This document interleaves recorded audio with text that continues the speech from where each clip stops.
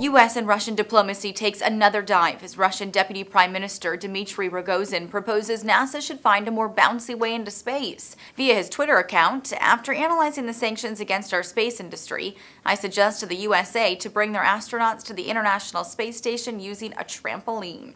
That's cold. Rogozin is in charge of the Russian space program, and that sour tweet came after the U.S. enforced sanctions against Russia's export license for high-tech items and froze Rogozin's operational accounts. He threatened sanctions against Russia would have a negative effect on NASA and on Europe's space effort, according to RT.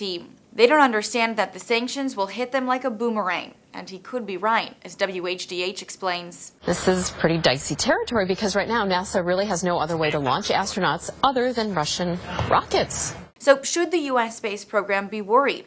Well, the Washington Post says the Deputy Prime Minister does have a valid point, but his threats carry much less weight than he may hope. Truth is, money talks louder than Twitter. On average, the U.S. pays Russia $71 million per person for a ride to the ISS. Right now, the U.S. has an outstanding bill of $457.9 million for Russia's services. That chunk of change is too much for Russia's aerospace program to pass up or give up because it didn't want to follow sanctions. Plus, gridlocking NASA's primary space highway could push the U.S. to use privately owned companies like Elon Musk's SpaceX instead. He's already taken notice of the growing situation, tweeting Tuesday, "Sounds like this might be a good time to unveil the new Dragon Mk2 spaceship that SpaceX has been working on with NASA.